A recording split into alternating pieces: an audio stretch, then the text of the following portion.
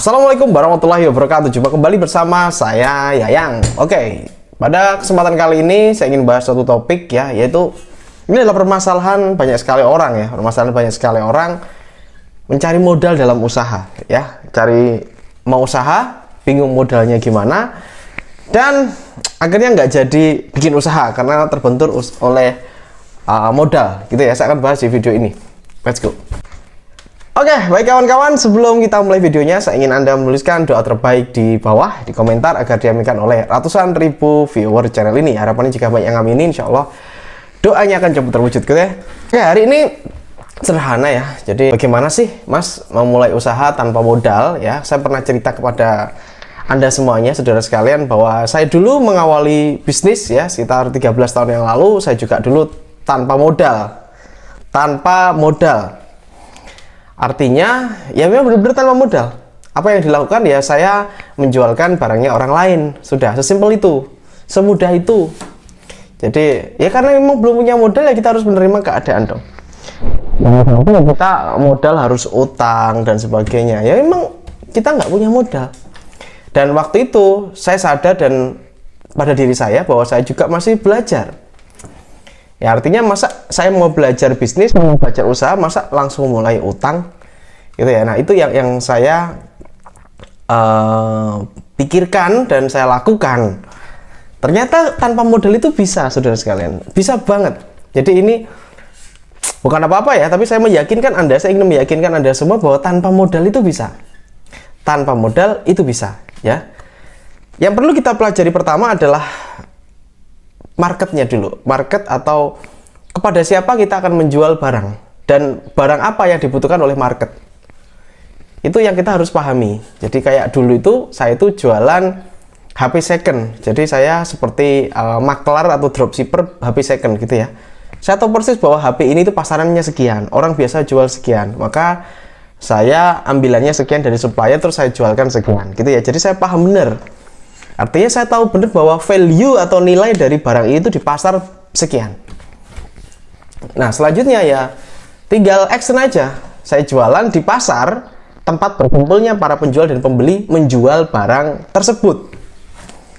Ya contohnya tadi HP second ya, kemana ya, grup Facebook jual beli. Kalau saya dulu ke salah satu forum ya di internet, forum jual beli pertama Kaskus ya, saya dulu jualannya di situ. Nah jadi itu dulu teman-teman. Untuk awal itu ketika saya masih belajar atau masih pemula itu, saya tuh belajar jualan dulu. Saya belajar dulu. Saya nggak peduli orang mau beli apa enggak, karena kan nggak modal ya, nggak ada resiko ya. Yang penting saya belajar dulu. Saya belajar dulu melayani orang. Orang cocok nggak sih dengan pelayanan saya? Cocok nggak sih dengan barang saya? Bisa nggak sih saya balasi chat itu, bisa nggak gitu? Terus bagaimana saya membangun sebuah kredibilitas? Saya kumpulkan testimoni-testimoni, saya kumpulin gitu ya. Akhirnya mulailah laku. Dan itu menghasilkan teman-teman saudara sekalian. Saya dulu itu dapat sehari antara 50.000 sampai 300.000. Itu sekitar 12 tahun yang lalu ya. Sekitar 12 tahun yang lalu itu dapat saya itu 50.000 sampai 300.000 per hari. Itu menurut saya gede. Dan itu tanpa modal. Gitu ya. Nah, ini perlu teman-teman paham. Sebenarnya kalau tanpa modal itu lebih enak, teman-teman. Karena apa? Karena kita resikonya tidak ada resiko gitu ya.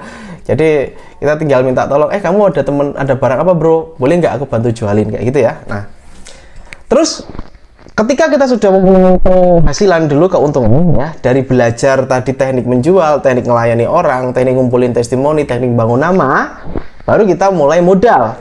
Modalnya jangan besar-besar, semampunya saja, sekecilnya-kecilnya aja. Jadi modal itu sekecil-kecilnya saudara sekalian. Kembangkan, puter. Berani kulak barang, berani nyetok barang. Nah itu, kenapa? Karena sudah mengetahui cara-caranya. Ya, jadi ini dulu yang ingin saya sampaikan kepada teman-teman. Jadi jangan sibuk dulu Anda itu mencari modal. Ketika Anda punya modal pun, Anda itu belum tentu itu jalan gitu loh. Kenapa? Karena Anda belum punya skill, belum punya market, belum punya pasar. Jadi modal itu sebenarnya dibutuhkan ketika Anda sudah punya market yang jelas, kemana nyemplungnya itu nanti barang Anda itu kemana, uangnya untuk apa, dilempar kemana, resiko terburuk gimana. Karena kalau kita pakai modal, kita harus memikirkan juga resiko terburuk.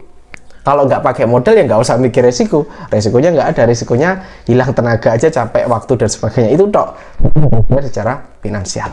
Ini pesan dari saya teman-teman saudara sekalian, calon pengusaha atau pengusaha baru atau pebisnis baru yang mulai start bisnis, so latih dulu skillnya deh, ngelayani orang gimana, market yang cocok gimana. Itu ya, itu pesan dari saya. Oke, assalamualaikum warahmatullahi wabarakatuh. Have a nice day and good luck. Salam laris manis.